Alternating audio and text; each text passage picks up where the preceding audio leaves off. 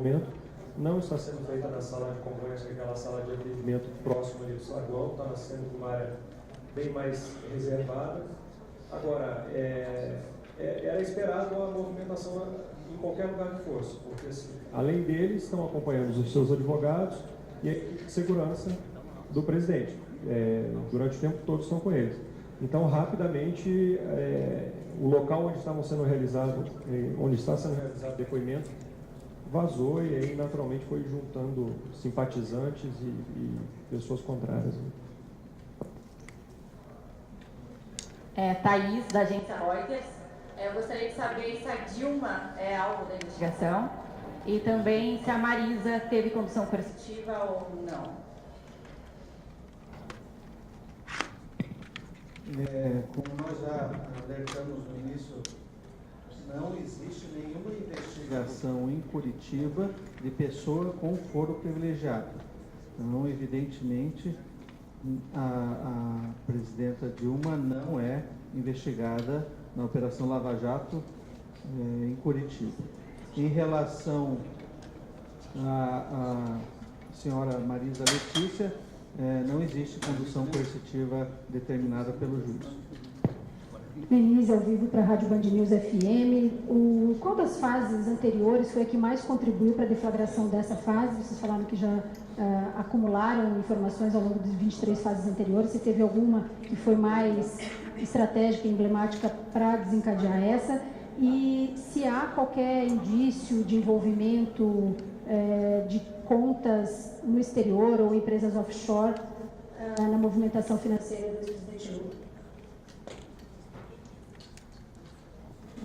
As investigações foram se acumulando nos últimos meses, não há nenhuma das fases anteriores que tenha uma maior relevância nesse atual momento e não há indicativos de qualquer movimentação do senhor Luiz Inácio ou família no exterior neste momento sob análise.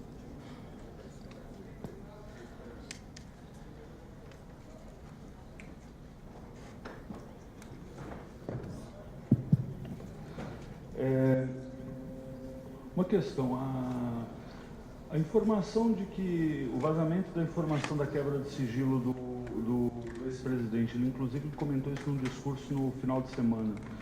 Vocês podiam detalhar melhor como é que pode ter acontecido esse vazamento? E uma segunda questão, no caso das obras feitas no sítio de Atibaia, existe um indicativo que elas começaram em 2010, quando o Lula ainda estava no Palácio do Planalto.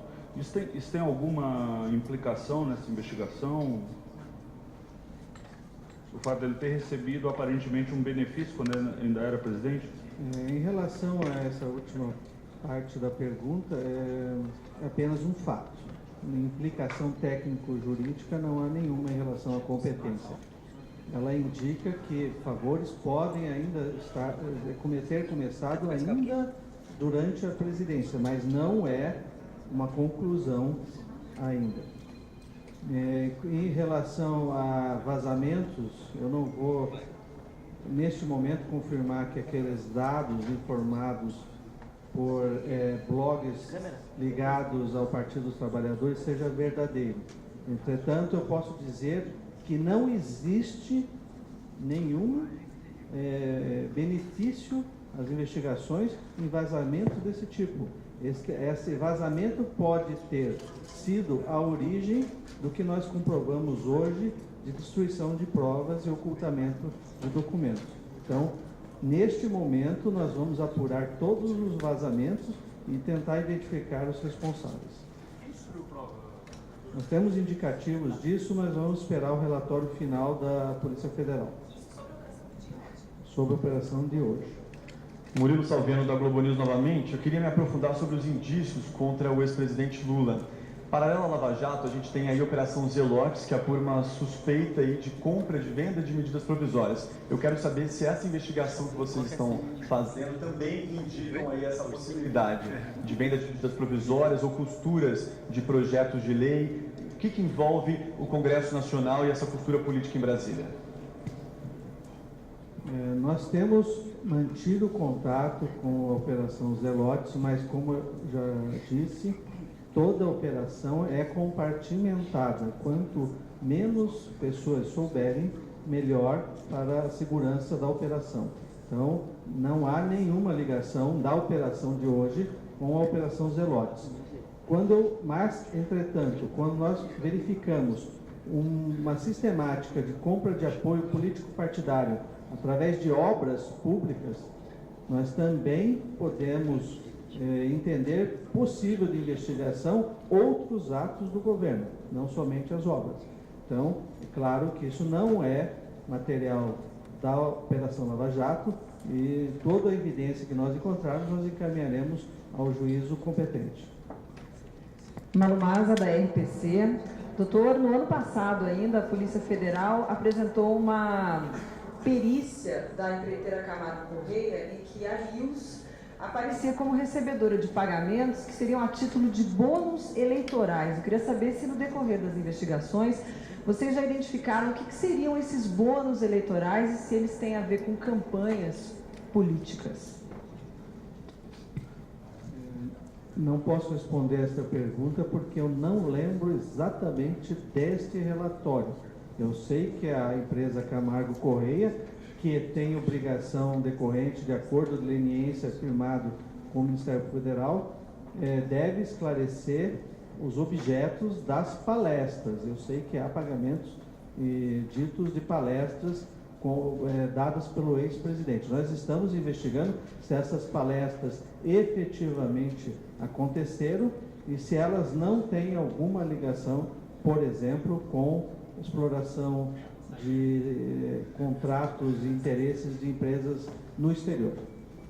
Bom dia, Thaís, da Record News, estamos ao vivo. Com relação aos mandados de busca e apreensão, aconteceram buscas na casa do ex-presidente? Se aconteceu, o que foi apreendido, se já dá para adiantar para a gente, e aonde mais aconteceram essas buscas?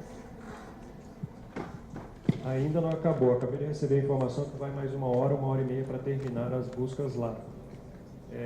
São 33 buscas, incluindo empresas e residências, nas residências dos filhos, do ex-presidente, Instituto Lula, a sede da Lius, sede da OAS em Salvador, e outras residências de outros investigados que vocês vão ter acesso na sequência aí quem são. Thiago, do Globo. Queria perguntar para o Dr. Carlos se o MPF já sabe qual que é a origem dos recursos usados para a compra do sítio de Atibaia. Perguntar também ao senhor se o MPF e a polícia identificaram uma ação concreta do Lula, enquanto presidente, a favor de alguma empreiteira que obteve contrato mediante propina na Petrobras. E depois para o doutor Igor, motivo do depoimento do Rogério Pimentel, que é ex-assessor da presidência e que está prestando depoimento na PF.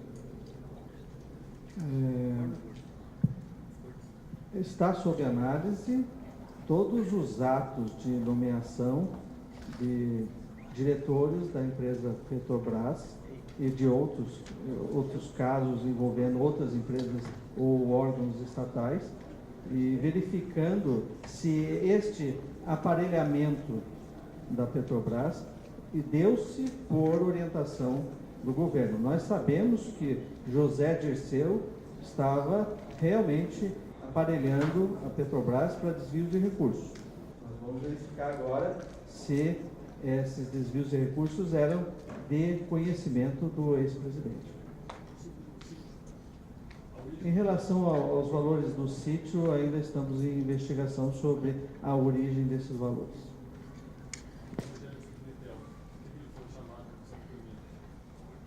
É uma das conduções coercitivas.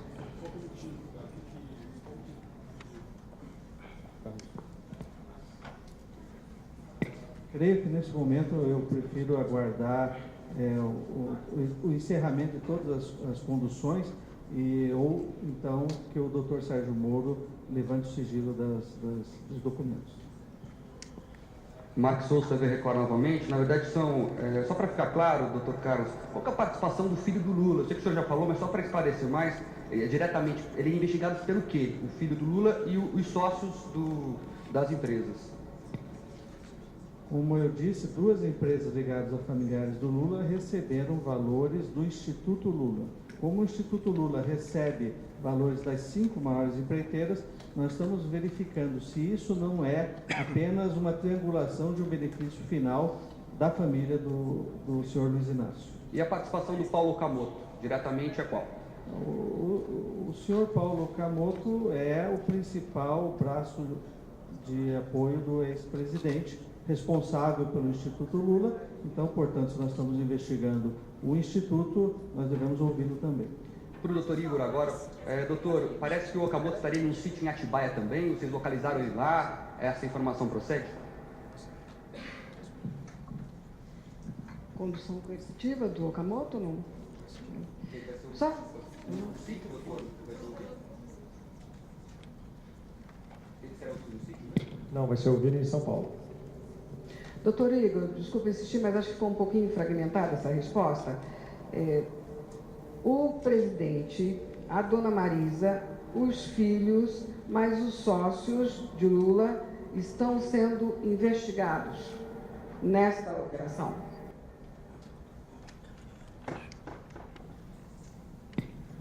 Como nós já dissemos, nós investigamos fatos. Então, nesta fase, nós estamos investigando pagamentos feitos por empreiteiras para a pessoa do senhor Luiz Inácio e seus familiares, sejam através do Instituto Lula ou da empresa Lius, ou através de outros favores. Muitos desses favores beneficiaram familiares do ex-presidente. Então, em decorrência disso, desses fatos, e não das pessoas, as investigações prosseguem. Isso quer dizer que as investigações podem chegar nessas pessoas relacionadas? Os fatos vão dizer as pessoas que vão ser eventualmente investigadas. Eu não posso dizer que vai haver qualquer acusação contra qualquer pessoa nesse momento. O que eu posso dizer é que os fatos estão vinculados às pessoas e familiares do ex-presidente. Os filhos e dona Marisa também são alvos da condução coercitiva? Olha, em relação à dona Marisa, eu posso dizer que não está sendo conduzida. Salvo engano, ela permaneceu no apartamento acompanhando a busca. Em relação aos demais, eu prefiro deixar em aberto até o levantamento do sigilo. Isabela da Rede Massa, SBT novamente. Informações como o nome dos pedalinhos do sítio foram relevantes para essa investigação também? Houve outras curiosidades como essa que foram encontradas agora cedo? E a última pergunta é se já é possível dizer se o presidente Lula já está prestando depoimento, se ele está respondendo, qual é a postura dele durante o depoimento nesse momento? Questões como os pedalinhos vão ser levados em consideração quando analisarmos definitivamente a propriedade do sítio de Atibaia.